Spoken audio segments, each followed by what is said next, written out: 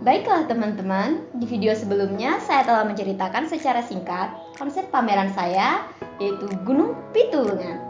Sekarang, saya akan menceritakan satu persatu gunung yang menginspirasi saya pada pembuatan karya di pameran Gunung Pitulungan.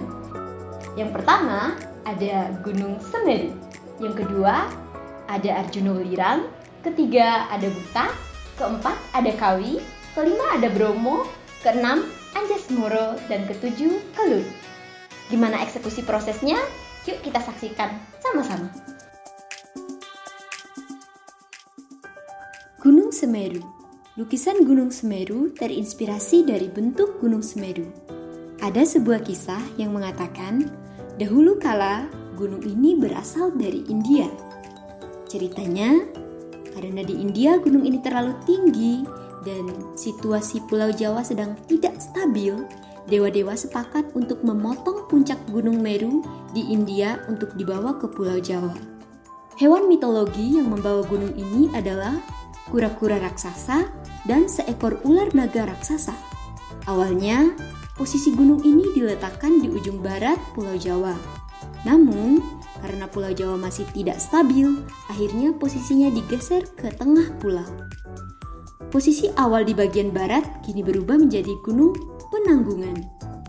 Mitos lain yang menyebutkan kalau Gunung Semeru juga merupakan gunung agung yang posisinya ada di Bali. Gunung ini adalah gunung tertinggi di Jawa. Arjuna Welirang. Lukisan Gunung Arjuna terinspirasi dari bentuk Gunung Arjuna. Nama gunung ini diambil dari nama tokoh pewayangan, yaitu Arjuna, anggota keluarga Pandawa Lima. Di kaki Gunung Arjuna melimpah dengan hasil bumi berupa kentang. Setiap musim tanam ada sebuah ritual yang dilakukan warga setempat. Petani di sekitar gunung biasa mengadakan selamatan dan doa bersama sebelum memulai masa tanam kentang. Ini dipercaya turun-temurun dan dilakukan hingga sekarang. Buta. Lukisan Gunung Buta terinspirasi dari bentuk Gunung Buta. Gunung ini memiliki beraneka ragam vegetasi. Di antaranya, berbagai tanaman tumbuh di sana. Terdapat edelweiss, Kepflera atau tanaman wali songo, Ageratina riparia, daun rusa, cemara, dan aneka tanaman lainnya. Keindahan gunung ini membuat banyak orang mengunjunginya dan melakukan perkemahan di sana. Namun, di balik keindahan gunung ini, kita juga sering menelan korban. Banyak pendaki yang sering tersesat dan hilang di Gunung Buta. Kemungkinan hal ini terjadi karena memang daerah Gunung Buta memiliki hutan yang sangat lebat. Selain itu, karena tinggi gunung ini, udaranya pun masih sangat dingin. Ini membuat para pengunjung dan pendaki sebaiknya harus lebih waspada saat menuju ke Gunung Buta. Kawi. Lukisan Gunung Kawi terinspirasi dari bentuk Gunung Kawi. Ada ilustrasi kelenteng di Gunung Kawi. Kelenteng ini tidak hanya dikunjungi orang Tionghoa, namun juga dikunjungi berbagai etnis dan agama. Kebanyakan penasaran dengan Ciam, setempat peramal nasib yang ada di tempat ini.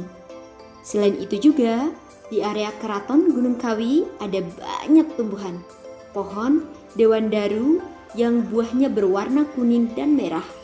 Konon katanya, pohon ini membawa keberuntungan.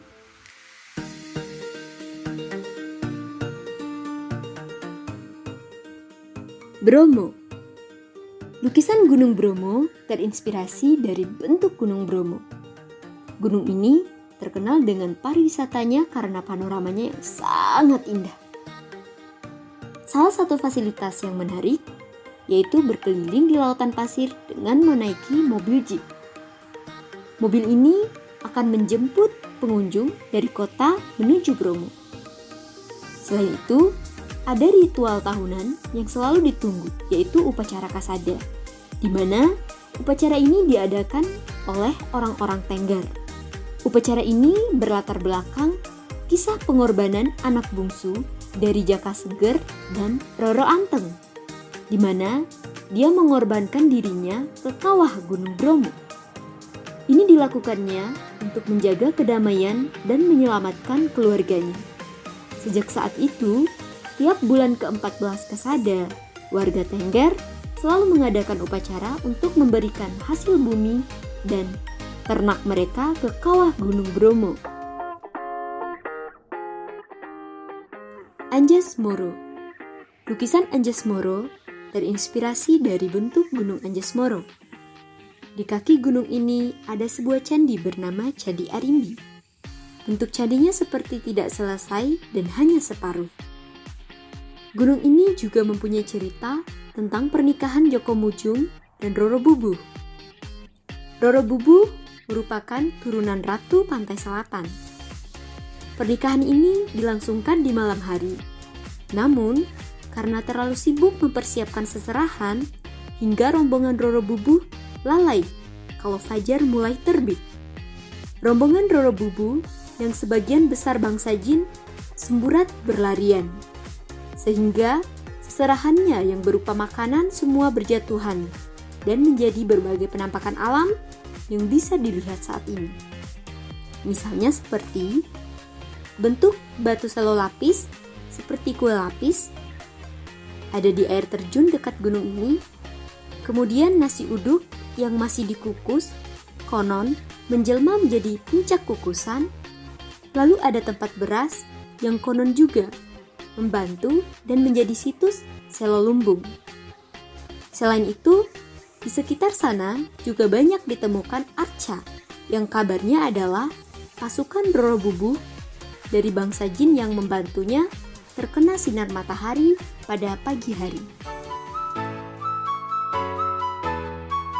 Kelut. Lukisan Gunung Kelut terinspirasi dari bentuk Gunung Kelut. Ada ilustrasi Lembu Suro dan Mahesa Suro yang sudah membatu dan dimasukkan ke dalam sumur pada lukisan ini. Konon, terdapat legenda, kabarnya dahulu kala di sekitar Gunung Kelut tinggallah seorang dewi bernama Dewi Kili Suci. Karena kecantikannya, dewi ini diperebut banyak pria. Sampai suatu saat, Dewi Kili Suci dilamar oleh Lembu Suro dan Mahesa Suro. Ya, keduanya berebut.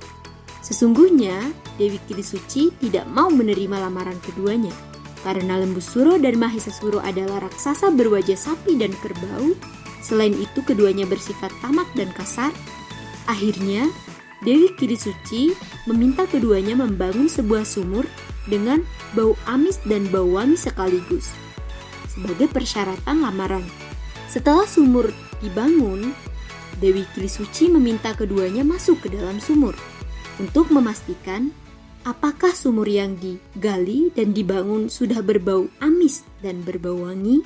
Dan saat keduanya masuk ke dalam sumur, Dewi Kili Suci meminta bantuan bangsa jin untuk menutup sumur tersebut dengan bebatuan.